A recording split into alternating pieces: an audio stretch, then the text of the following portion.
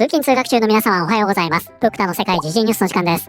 さあ本日はですね、京都のとあるレストランにおける二重価格問題と言われる騒動からの話題になります。現在ですね、とある京都のレストランが韓国人 YouTuber によってね、日本人と観光客の間にあるメニューの価格差を指摘されているんですね。そして現在ですね、この韓国人 YouTuber、店側から法的措置を予告するメールを受け取ったと主張しておりまして、これに対するアンサー動画を投稿いたしました。本日は一体何が起きているのか、詳しく見ていきたいと思います。この番組は海外のホットな時事ニュースをお届けします。通勤通学のお供にちょうどいいチャンネルとなっていますので、ぜひチャンネル登録お願いします。さあ、それでは本題です。こちらね、見えておりますが、先日、こちらの動画でお伝えいたしました、韓国の YouTuber と京都のレストランにおけるぼったくり騒動ですね。で、これ多くはね、二重価格騒動と言われているようですが、今回ですね、ここにアップデートがありました。韓国人の YouTuber が店側から法的措置をちらつかせる連絡を受けたということで、これに対してのアンサー動画を投稿したんですね。で、まず大前提といたしまして、こちらはお伝えしておかないといけませんね。これね、高瀬川クリオさんのインスタグラムアカウントです。で、ここでね、まずね、先日もお伝えした通り、韓国人によるレビューボムが続いていると。そしてここではっきり言っているんですが、二重価格は一切行っておりません。このように主張しているんですね。で、この下にね、こちらの方がお店の弁護士から内容証明やメールが届いている。内容的には店長が二重価格は本当で、より良い材料を使っているから値段がより高いと言っていると釈明していますが、これは本当でしょうか？ということで、これはね、とある韓国メディアが報じている内容なんですが、ちょっとこれはね、詳しく後で見ますね。そもそも今回の韓国人の YouTuber が言っていることともこれ違うんですね。ここにね、クリオさんが返信しています。私どもは相手方とは一切連絡を取っていません。また内容証明も送付しておりません。全くのデタラメに大変困惑しておりますと、このように言っているんですね。なんですが、これね、収録時点から1日前の投稿になっておりまして、ちょうどね、時系列的には今回のね、アンサー動画とかなり近いんですね。なのでこれね、厳密にどっちが先かわからないんですよ。なので、この後に、YouTuber に対してメールを送った可能性もあるし、ちょっとね、これ、どの時点で連絡を取っていないと言っているのかが、現状分かっていません。というのも、このすぐ上の投稿の返信で、こちらにあるんですが、現在は事実と異なる情報について、削除要請など、必要な対応を進めておりますと。このようにも言ってるんですね。なので、現在 YouTuber が言っている、店側からのメールというのが、本物なのかどうか、これは収録時点では分かっていませんで、もしかしたらこれね、皆さんが見ているこの瞬間では、真偽が判明しているかもしれません。今回は YouTuber の主張ということになります。そしてね、問題の動画がこちらになりまして、今回ですね、新たにね、こちら C 項にこのような動画を投稿しています。日本の二重価格制。今回の騒動の真実はこれです。ぜひご覧くださいと。で、ここね、概要欄にざっとね、今回のまとめというのが書かれているんですが、最近議論になっている二重価格制騒動の真実と私の立場をお伝えします。先日アップロードした京都のレストランに関する動画が大きな議論を呼んでいます。日本のメディアや一部のコメントでは、この問題の本質が1人前と2人前の価格の計算間違いというフレームにすり替えられています。ということで、これはね、ドクター以前指摘しましたが、日本のですね、これ X 中心なんじゃないかなと思いますが、ネギ柚子雑炊の写真を使ってね、この韓国人と中国人は、鍋の表記がね、2人前になっているのを分からずに、今回騒いでいるんだと。こんな話というのが一人歩きしてるんですね。で、実際ね、それにも答えている形になっておりまして、日本のメディアや一部のコメントで、このように問題をすり替えていると、このように言っています。そしてここですね、問題の核心は以下の通りです。で、今回ね、この2点というのが、この動画のメインテーマとなっています。なぜ外国人観光客には日本語メニュー全体を翻訳したものではなく、構成が異なり、選択肢が限定された英語メニューが最初に提供されたのか。なぜより手頃な単品料理が多く含まれる日本語メニューの存在や多様な選択肢があるという事実を外国人に案内しなかったのか。ということで、もうね、結論から先に言ってしまいますが、前回のね、ドクタの動画、これね、結構よくまとめたんじゃないかなと思います。あれを見てくださってる方であれば、なんでここでネギ柚子雑炊の話が出てくるのか、そして今回のね、この問題の核心が、前回の動画からすり替えられているというのもお分かりになるんじゃないかなと思います。ここが今回の大きなポイントですね。まずね、こちらの動画は、今回お店側から訂正や削除要請、そして法的措置を予告するメールを受け取ったと、ここから始まるんですね。で、これに関しては先ほどもお話ししましたが、これが本当なのかどうかというのは、今後クリオさんのコメントで明らかになっていくんじゃないかなと思います。少なくとも今回のこの YouTuber は、店側からそういったメールを受け取ったと言っています。で、これね、内容証明が送られてきたと言ってるわけじゃないんですね。メールを受け取ったということで、メールはね、これ誰でも送ることができます。YouTube チャンネルに表記されるので、アドレスが。で、この動画ではですね、先ほども言ったように、自分がね、あれだけ店側に暴言を吐いて、そして明確にね、これが英語のメニューに比べて高いと言っていたにもかかわらず、おそらくね、法的措置というのをちらつかされたからなのかもしれません。これをね、外国人差別、外国人に対しての不透明性、こういった問題にすり替えてるんですね。で、これもね、プクタ以前の動画ですでに指摘していたの皆さん覚えてますか？この二重価格性という言葉を使って、社会正義性を帯びているふりをしているということですね。で、今回はこの店側からのメールを受けて、完全にそっちに振り切った形になっています。この中では、英語メニューと日本語メニューの間に差異があって、英語メニューの方が高くなっている、そういう問題ではなくって、内容が違うメニューを外国人に渡している。ここを最大の問題としているんですね。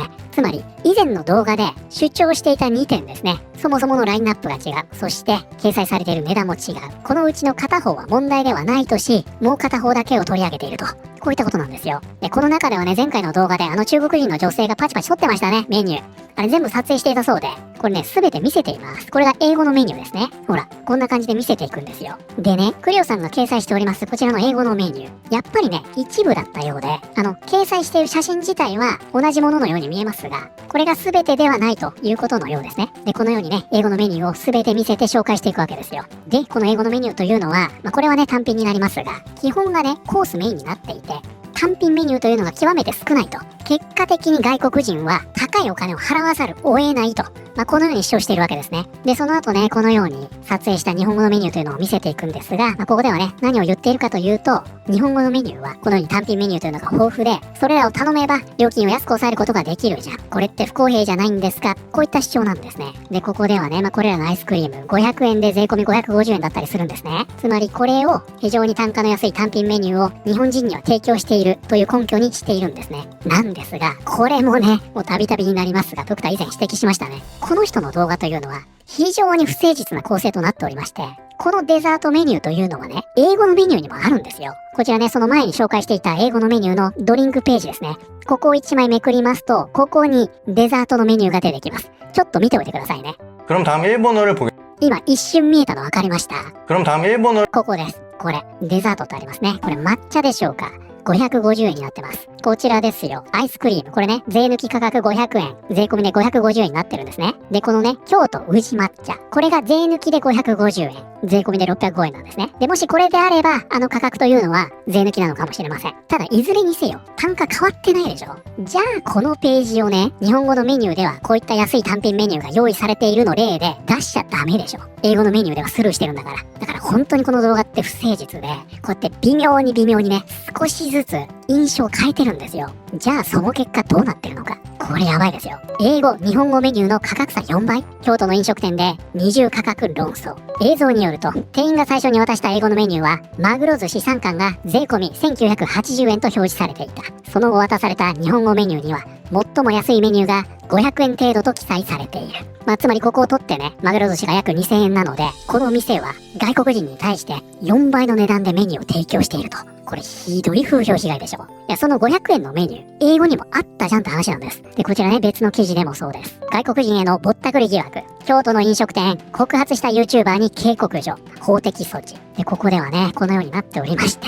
すごいでしょ、これ。これね、こちらが英語メニュー、そしてこちらが日本語のメニューと書かれているようですね。で、見てください、これ。和牛のコースと、日本語の一番単価の安いデザートのメニュー、比べてるんですよ。いや、そもそもこれ、英語のメニューにあるから、もうめちゃくちゃでしょ。もう何でもありになっちゃってるんですね。でね、これがそのニュース番組の切り抜きのように見えているんですが、ここで話が出てきます。日本語メニューと英語メニューは、提供される料理の構成や食材自体が異なる別のメニューであり、それに伴って価格が異なるのは当然の対応です。つまりこれ店側の主張として紹介されてるんですね。すでに弁護士と協議の上、強力な法的措置に着手していることをお知らせいたしますと。このサイト、一般人が運営しているブログサイトじゃないですよ。紙の新聞を出している経済誌です。なのでね、現在、これについてオンラインでね、日本人と韓国人でバチバチやってると思うんですが、もうこれに関してはね、明確にクレオ側否定しておりますので、双方で全然違う情報をもとに議論しているということです。これはね、ちょっと頭に入れておいてもいいんじゃないかなと思います。そしてね、各メディアでは、現在ですね、店がね、この YouTube YouTuber が訴えたと、こういった記事が続々と出ているというような状況になっています。で、今回ね、この YouTuber が言ってるのはまたね、別件の話なんじゃないかなと思うんですが、こちらでね、店から来たメール、そして自分がした返信、これを最後に紹介しています。で、彼ね、この動画このように締めているんですね。冒頭の繰り返しになりますが、完全なメニューの翻訳版ではなくって、別構成の英語メニューを外国人に対して最初に提供したのはなぜなのか、そして外国人に対しても多くの単品メニューが存在すると案内しなかったのはなぜなのか、もしここに自分のね、思い違いがあるならば、ちゃんと謝罪し訂正します。このように言っています。そして、外国人が受けているサービスに透明性がないのではないか。こういった問題提起をしているんだ。このように言ってるんですね。なので現在ですね、この C コーニ氏は、その全ての外国人のために戦っているというような、こういうムーブにシフトしたということです。そして、今回ね、日本で自分に対してね、例えばネギ渦増水の件もそうです。事実を歪曲して、これを伝えた上で自分に損害があると判断した場合は、法的措置を検討していきますと。このように主張しています。で、彼はね、店への返信として、客観的な誤りがあれば、指摘してほしいと、このように送ってるんだそうです。なので、プクタがね、ここでお答えしますよ。まず、今回の動画というのは明らかに論点がずれています。前回の動画で何が問題になったのか、どの部分が店に対しての風評被害になってしまっているのか、こちらがね、前回の動画になりましてすでにね、115万回再生されておりますが、この動画の中ではね、明確に日本語のメニューを指さして、安いって言ってるんですよ。これはもう揺るぎようのない事実なんですね。この動画の中では、日本語の特定のメニューが英語のメニューよりも安くなっている。このように主張している構成になっているんですね。And this is Wagyu Nabe. It's 2350. And with tax is 285. So it's cheaper. Definitely. God damn. This is the right place we were looking for. Yeah. We were looking for dual menu places like this. Yeah, exactly.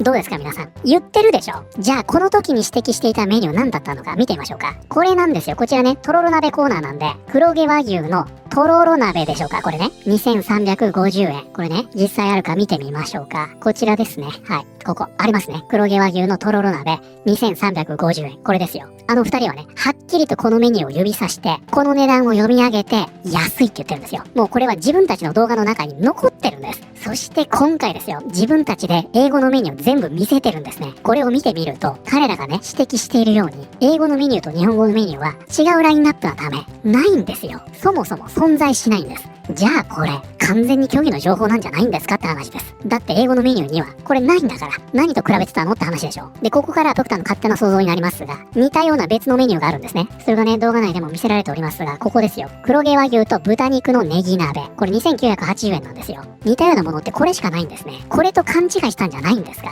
これ、何と比べてたんですかって話なんです。つまり、ここに関しては、明確に虚偽の情報なんだから、謝らなきゃダメじゃんってことですよ。プクタね、英語のメニューと日本語のメニューでラインナップが違う。それはそれでね、別の問題なので、別途議論すればいいと思うんですね。ここにはいろんな議論があると思いますよ、実際。あなた方はここで、明確に虚偽の情報というのを提示してるんだから、それは店側にね、ここは一旦謝らないと、ここがね、今店側が困っている風評被害にかかる部分なんだから、ここでなんぼそれっぽいことを言ったって、ただの論点ずらしにしかなってないんじゃないかなと、プクタは考えています。ましてやね、自分たちの中に、あの勘違いが含まれてる上での、怪しいだとか、ビールが薄いだとか、ここに繋がっているのであれば、まずは自分たちの非というのを一回認めて謝罪しないと、これは通らないんじゃないかなと思いますよ。Everything is bad here. Beer and food. This restaurant is not busy. That's why the beer tastes like watered down beer. 現在ね、ご覧の通り韓国メディアでは、あのお店に対するとんでもない風評被害というのが広がっている状態です。この最後には、お店に対するね、レビューボムとはやめてくれと訴えているんですね。だったら、まずは前回の自分たちの動画のスタンスに対しての謝罪、そして現在出ているメディア報道の否定、これをした上で、外国人観光客への透明性の話に移るべきなんじゃないかなと思います。現在ね、これすごいですよ。